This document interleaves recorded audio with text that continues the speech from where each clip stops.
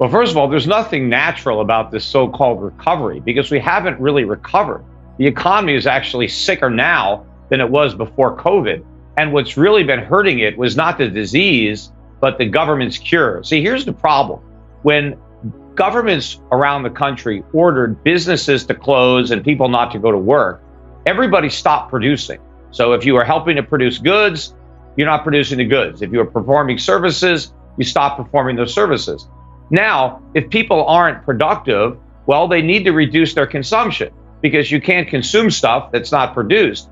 But the government didn't want people to stop spending, even though it ordered them to stop working. So what happened was the Federal Reserve just printed up all this money and gave it to businesses, for the PPP program, gave it to workers and extended unemployment benefits, sent out all the stimulus money. So you have an economy where we're producing less, but everybody wants to spend more. That's not economic growth. That's massive inflation. And what we're seeing now is the byproduct of everybody spending all this money that we just printed. And that's what's goosing the GDP. But this is not a real economy. Our trade deficits are exploding. We've never seen merchandise trade deficits this high. What we've done is we substituted real economic growth, real goods production for money printing. And we're about to pay the price in terms of an enormous increase in the cost of goods and services. It's going to be like the 1970s, only a much worse economy and much higher inflation. I've been saying it's an inflationary depression, not just stagflation. Well, actually, all this government spending is inhibiting an actual recovery from taking place, because whenever the government spends money, it has to deprive the free market of those resources, right? It's not the taxation that's the problem. It is the spending. Government spending is effectively taxation. So once the government decides to spend money, the question is, how do we pay for it? Now, the most obvious way is, we send the government our money through an income tax or a sales tax, whatever it is. But if they don't have the political guts to ask the Americans to pay for all the spending that they're delivering, then they ask the Federal Reserve to print money. But that doesn't mean we get the government for free. It just means the government is robbing us of the purchasing power of our money. And that's what's happening. The government is creating money, putting it into the economy, giving it to people to spend.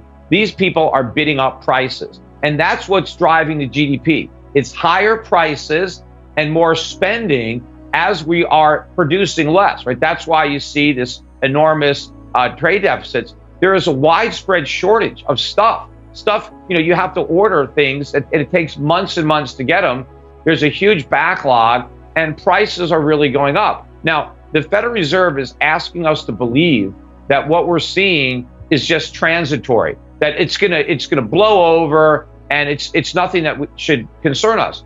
But this is exactly what the Federal Reserve said in 2005, 2006 about subprime. They told us, ignore what's happening in the subprime mortgage market. It's contained. It's not going to be a problem for the mortgage market. It's not a problem for housing. It's not a problem for the economy. Just ignore it. It's no big deal. Well, the Federal Reserve was completely wrong about the subprime market being contained.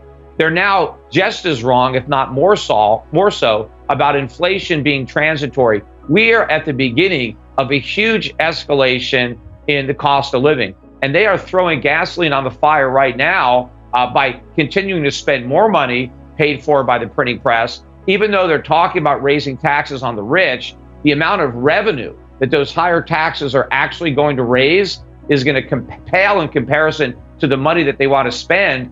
And that particular type of taxation that's targeted at the rich, what ends up happening is the rich don't spend less, they invest less. And investing is what drives economic growth, because investments is what creates, productivity, businesses, jobs. That doesn't come from what rich people spend.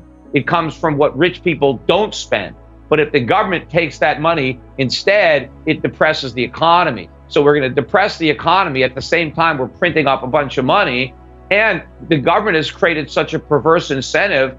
You have so many Americans that have left the workforce. They have no desire to return to their jobs because the government has given them a better deal. It is more lucrative not to work than to go and get a job. And of course, it's far more enjoyable to have a vacation and get paid more than you would get if you returned to work. So the government is paying people not to produce and then giving them money to buy the stuff that they didn't produce. This is going to be an inflationary apocalypse. And you have to realize that when the government is taxing corporations, they're not really taxing corporations. They're taxing the shareholders of those corporations. So it's the people that own the corporations that pay that tax.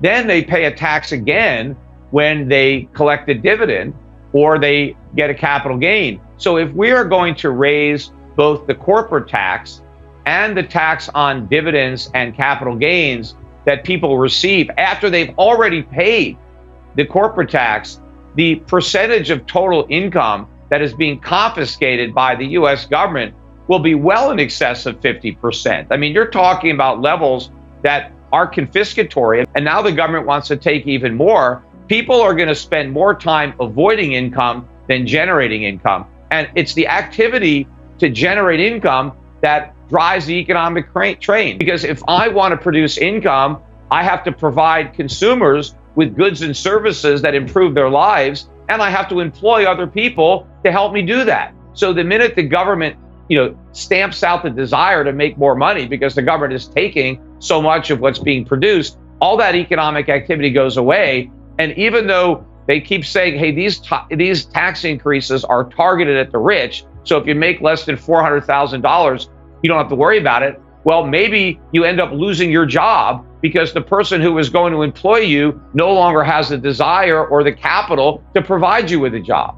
And then what's going to happen is you're going to see the dollar really start to fall on foreign exchange markets. And that's when the inflation chickens are really going to come home to roost in a way that it's impossible for the government to ignore the reality or just point to a doctored CPI and try to say, oh, prices aren't going up.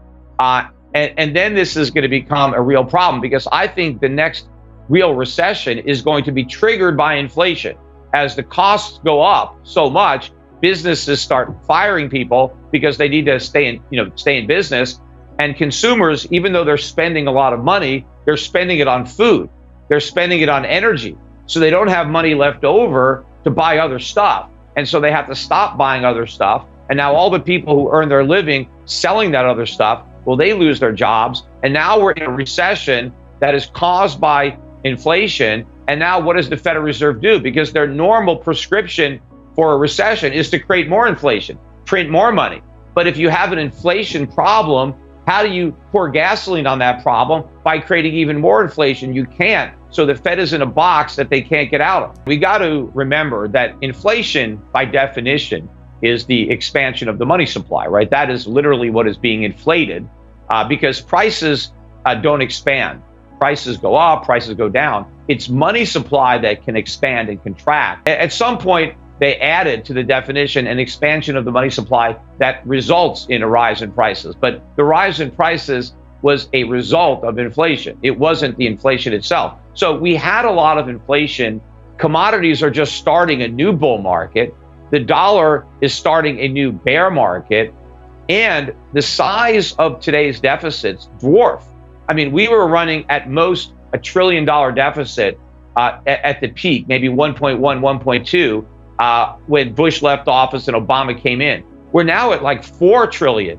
The government is printing almost 70% of the money it spends. I mean, the government is spending $8 trillion almost, and not even collecting $3.5 trillion in taxes. This is unprecedented. When we started the inflation in 2008, the Fed's balance sheet was maybe 800 billion. It's now almost 8 trillion. So we're at a much bigger point.